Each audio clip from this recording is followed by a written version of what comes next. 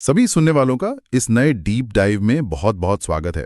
आज हम एक ऐसे विषय पर बात करने वाले हैं जो सच में सरकारी नौकरी की तैयारी करने वाले किसी भी इंसान के लिए बहुत बड़ा सिरदर्द बन सकता है। जी बिल्कुल, और ये सिरदर्द होना लाजमी भी है। हाँ, तो आज का हमारा विषय है राजस्थान चतुर्थ श्रेणी कर्मचारी भर्ती परीक्षा की दस्तावेज सत्यापन प्रक्रिया, यानी जिसे हम आम भाषा में डॉक्यूमेंट वेरिफिकेशन या बस डीवी कहते हैं। और हम इसकी जो एकदम नई और अपडेटेड चेकलिस्ट आई है ना, उसका बहुत बारीकी से विश्लेषण करेंगे। और इसके लिए हमारे पास एक बहुत ही बेहतरीन स्रोत है। एकदम सही कहा। आज का हमारा स्रोत है स्टडी विद सुनील पचार के यूट्यूब वीडियो का एक बहुत ही विस्तृत ट्रांसक्रिप्ट। इसमें इस पूरी प्रक्रिया की एक एक बारीकी को समझाया गया है। हाँ, और आज का हमारा मिशन भी यही है कि हम ये समझें कि इतनी बड़ी भर्ती प्रक्रियाओं में हमारी नौकरशाही यानी जो ब्यूरोक्रेसी है वो असल में कैसे काम करती है। मतलब वो कौन सी छोटी छोटी गलतियां हैं जिनकी वजह से किसी बेहद योग्य उम्मीदवार का फॉर्म भी महज एक झटके में रद्द हो सकता है। बिल्कुल रद्द हो सकता है। किसी इंसान की सालों की मेहनत सिर्फ एक कागज की कमी से कैसे पानी में मिल सकती है। तो चलिए ऐसा समझते हैं। अगर हम इसे व्यापक दृष्टिकोण से देखें तो ये सिर्फ कुछ कागजों के पुलिंदों की जांच करने की कोई सामान्य व्यवस्था नहीं है। हाँ, ये उससे कहीं ज्यादा है। बिल्कुल, यह सिस्टम द्वारा पारदर्शिता बनाए रखने और असल उम्मीदवारों की पहचान सुनिश्चित करने का एक बहुत ही कड़ा प्रयास है। जब लाखों लोग किसी परीक्षा में बैठते हैं तो प्रशासन को ये देखना ही पड़ता है कि कोई अयोग्य व्यक्ति अंदर न आ जाए। और ये सख्ती जरूरी भी है। अगर प्रक्रिया की शुरुआत की बात करें तो स्रोत से पता चलता है कि टाइमलाइन को समझना सबसे अहम है। टाइमलाइन तो सबसे जरूरी हिस्सा है। हाँ, क्योंकि देखिए आज 2 मार्च है और ये ऑनलाइन स्क्रूटनी फॉर्म भरने की बिल्कुल आखिरी तारीख है। जिसने ये फॉर्म नहीं भरा वो तो अगले चरण में जा ही नहीं सकता। वो तो सीधा रेस से बाहर है। एकदम बाहर। और इसके बाद 9 मार्च से दस्तावेज सत्यापन का असल काम शुरू हो जाएगा। एक बुनियादी नियम ये भी है कि उम्मीदवारों को स्क्रूटनी फॉर्म की 2 प्रतियां ले जानी होंगी, एक जो ऑनलाइन भरा गया है और दूसरा ऑफलाइन फॉर्म। और यहाँ जो बात सबसे ज्यादा ध्यान खींचती है वो है सत्यापन दल यानी वेरिफिकेशन टीम की संरचना। ये काम कोई एक क्लर्क बैठकर नहीं करने वाला है। तो फिर ये टीम कैसे बनेगी? ये पूरी 3 सदस्यों की टीम होगी। पहला व्यक्ति कोई प्रिंसिपल या फर्स्ट ग्रेड का अधिकारी होगा।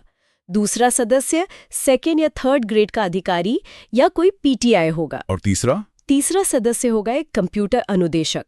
तो आप समझ रहे हैं, टीम के पास हर उम्मीदवार का सारा डेटा, कंप्यूटर, रिपोर्टिंग फॉर्मेट और चेकलिस्ट सब कुछ पहले से मौजूद होगा। मतलब कोई चांस ही नहीं है कि कुछ छूट जाए। और इस चेकलिस्ट को समझने के लिए मैं चाहूंगा कि हम स्रोत में दी गई उस पहली स्लाइड पर बहुत गहराई से बात करें। बिल्कुल, वो स्लाइड बहुत महत्वपूर्ण है। मतलब चलिए उस स्लाइड को एकदम शब्द द शब्द आकर्षक तरीके से समझते हैं। तो इमेजिन कीजिए उस चेकलिस्ट की पहली स्लाइड के सबसे ऊपरी हिस्से में बड़े बड़े अक्षरों में पद का नाम लिखा है, चतुर्थ श्रेणी कर्मचारी भर्ती। जी।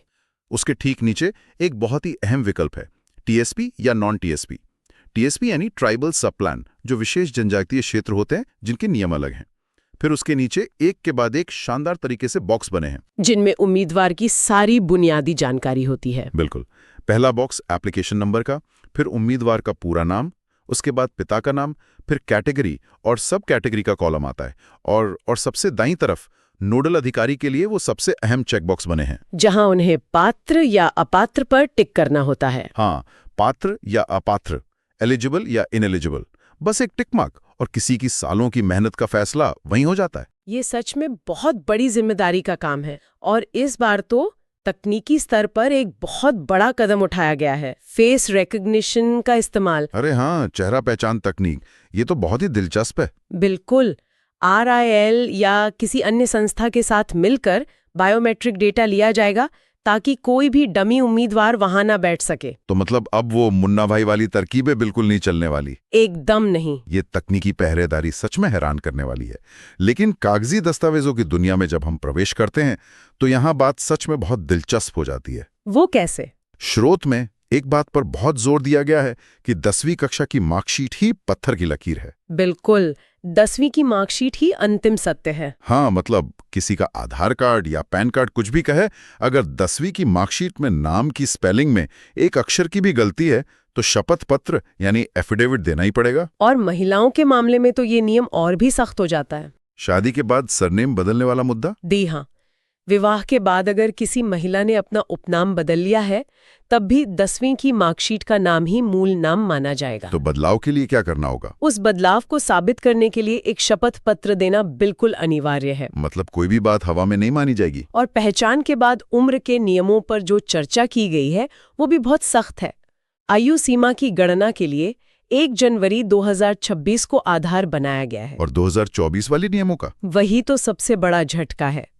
2024 के नियमों में जो 3 साल की छूट मिला करती थी, उसका इस भर्ती में कोई प्रावधान नहीं है। ये तो बहुत से उम्मीदवारों के लिए परेशानी की बात होगी। बिल्कुल। सामान्य वर्ग के पुरुषों के लिए आयु सीमा 18 से 40 वर्ष है। मतलब जन्म 2 जनवरी 1986 से पहले का नहीं होना चाहिए। सामान्य महिलाओं के लिए 45 वर्ष है। और आरक्षित वर्गों के लिए? SC, ST, OBC और भूतपूर्व सैनिकों को 50 वर्ष तक की छूट दी गई है। यानी परीक्षा के दिन तक 10वीं पास होना जरूरी है। हाँ, इसके बाद की मार्कशीट अमान्य होगी। अपीयरिंग वालों को भी पासिंग डिग्री देनी ही होगी। और डिग्रियों से याद आया, एक मजेदार लेकिन डरावना तथ्य भी है। प्राइवेट यूनिवर्सिटी वाला नियम। एकदम सही पकड़ा।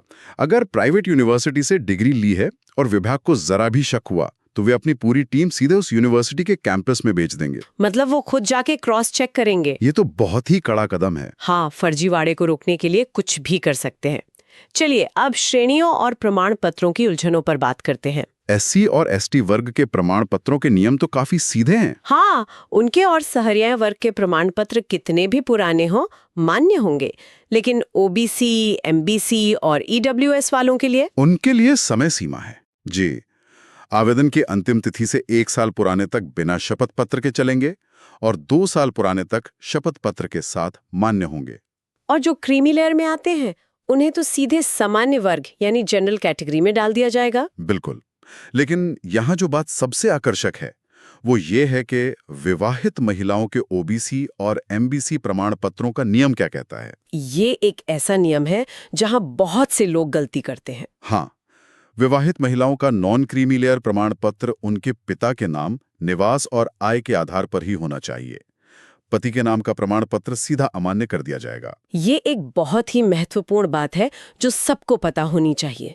आरक्षण का लाभ जन्म के आधार पर है, विवाह के आधार पर नहीं। हालांकि एकल महिलाओं के बच्चों का जाति प्रमाण पत्र माता के नाम से बन सकता है, जो कि एक अच्छी बात है। और अन्य राज्यों के उम्मीदवारों के लिए तो नियम बिल्कुल स्पष्ट कर दिए गए हैं।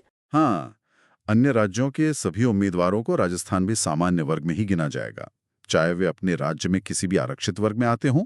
यहाँ तक कि अगर कोई अन्य राज्य की महिला राजस्थान के लड़के से शादी भी कर ले तब भी उसे सामान्य वर्ग में ही माना जाएगा। सही कहा। अब एक ऐसे नियम की बात करते हैं जो किसी मनोवैज्ञानिक फंदे से कम नहीं है, संतान संबंधी घोषणा पत्र। ये नियम तो सच में बहुत दिलचस्प है। देखिए, बोर्ड की चालाकी तो देखिए। ऑनलाइन स्क्रूटिनी फॉर्म में बच्चों की संख्या चुनने के लिए ड्रॉप डाउन में 6 बच्चों तक का विकल्प दे दिया गया। जिसने ईमानदारी से 3 या 4 बच्चे लिख दिए उसका क्या? वो सीधा बाहर, क्योंकि नियम कहता है कि 1 जून 2002 के बाद अगर 2 से ज्यादा बच्चे हैं तो उम्मीदवार अपात्र माना जाएगा। ये एक महत्वपूर्ण सवाल खड़ा करता है कि कैसे सिस्टम डेटा इकट्ठा करने के लिए मनोवैज्ञानिक तरीके अपनाता है। वो सिर्फ चेक कर रहे थे कि कौन खुद अपनी गलती मानता है। बिल्कुल। और विशेष श्रेणियों की बात करें तो वहां भी कोई ढील नहीं है। तलाकशुदा या परित्यक्ता श्रेणी के लिए कोई सामाजिक तलाक मान्य नहीं है। जी, कोर्ट की डिग्री अनिवार्य है और वो भी 21 मार्च 2025 से पहले की होनी चाहिए। और विधवा श्रेणी के लिए पति का मृत्यु प्रमाण पत्र जरूरी है। और अगर वो नहीं है तो क्या विकल्प है? तो विवाह प्रमाण पत्र, मृत्यु का कोई अन्य पुख्ता सबूत और पुनर्विवाह ना करने का शपथ पत्र देना ही होगा। खेल कोटे में भी सख्ती है। खिलाड़ी का प्रमाण पत्र 19 अप्रैल 2025 से पहले का होना चाहिए। और वो भी नेशनल फेडरेशन या इंडियन ओलंपिक एसोसिएशन से मान्यता प्राप्त होना चाहिए। और भूतपूर्व सैनिकों के लिए नियम है कि वे केवल राजस्थान के मूल निवासी ही मान्य होंगे। हाँ, और उम्मीदवार स्वयं सैनिक होना चाहिए। उसके आश्रित या बच्चे इस कोटे का लाभ नहीं ले सकते। दिव्यांगता नियमों में भी 40% से अधिक और स्थायी दिव्यांगता होनी चाहिए। और मेडिकल टीम दोबारा जांच भी करेगी। जिस श्रेणी में फॉर्म भरा है उसी का प्रमाण पत्र चाहिए। अब इन सब सख्त नियमों के बीच एक अच्छी खबर भी तो है। वो चरित्र प्रमाण पत्र वाला हैक। बिल्कुल। हाँ, स्रोत ने एक बहुत ही शानदार हैक बताया है। जिन्होंने ओपन बोर्ड या प्राइवेट कॉलेज से पढ़ाई की है उन्हें किसी अंतिम संस्थान के चक्कर काटने की जरूरत नहीं है। तो वे क्या कर सकते हैं? वे सिर्फ किन्हीं 2 राजपत्रित अधिकारियों से अपना चरित्र प्रमाण पत्र बनवा सकते हैं और वो पूरी तरह मान्य होगा। ये तो सच में एक बड़ी राहत है। और एक आखिरी मौका भी तो दिया जा रहा है। अगर कोई 9 मार्च वाले राउंड में किसी गंभीर कारण से छूट जाता है तो उसे 1 मई और 2 मई 2026 को आखिरी 2 मौके दिए जाएंगे। ये एक अच्छा बैकअप प्लान है। तो अगर हम इस पूरी चर्चा के मुख्य बिंदुओं को समेटें, 10वीं की मार्कशीट की अहमियत, पिता के नाम के प्रमाण पत्र की अनिवार्यता और बायोमेट्रिक की सख्ती, तो इस सब का आखिर क्या मतलब है? ये साफ दर्शाता है कि प्रशासनिक व्यवस्था कितनी डेटा संचालित और अचूक होती जा रही है। व्यवस्था में अब किसी भी तरह की ढिलाई की कोई गुंजाइश नहीं बची है। बिल्कुल नहीं। और इस पूरी प्रक्रिया को देखकर आखिर में एक विचार मन में जरूर आता है, जिसे हम सभी सुनने वालों के लिए छोड़ना चाहेंगे। वो विचार क्या है? विचार ये है कि आज के इस दौर में जहां चेहरा पहचानने वाली तकनीक और डिजिटल क्रॉस रेफरेंसिंग का इस्तेमाल इतने बड़े स्तर पर हो रहा है, क्या हम एक ऐसे युग में प्रवेश कर चुके हैं जहां फॉर्म भरते समय की गई एक छोटी सी टाइपिंग मिस्टेक भी किसी इंसान के करियर की दिशा को हमेशा के लिए बदल सकती है? ये सच में सोचने वाली बात है। क्या भविष्य के रोजगार में तकनीकी सटीकता किसी इंसान की वास्तविक योग्यता से भी ज्यादा जरूरी हो जाएगी? इस सवाल का जवाब तो शायद आने वाला वक्त ही देगा। बिल्कुल। और इसी विचार के साथ हम आज के इस डीप डाइव को यहीं समाप्त करते हैं। इस जटिल प्रक्रिया को समझने में हमारे साथ जुड़ने के लिए बहुत बहुत धन्यवाद। धन्यवाद। मिलते हैं अगले गहन विश्लेषण में एक नए विषय के साथ। अपना ख्याल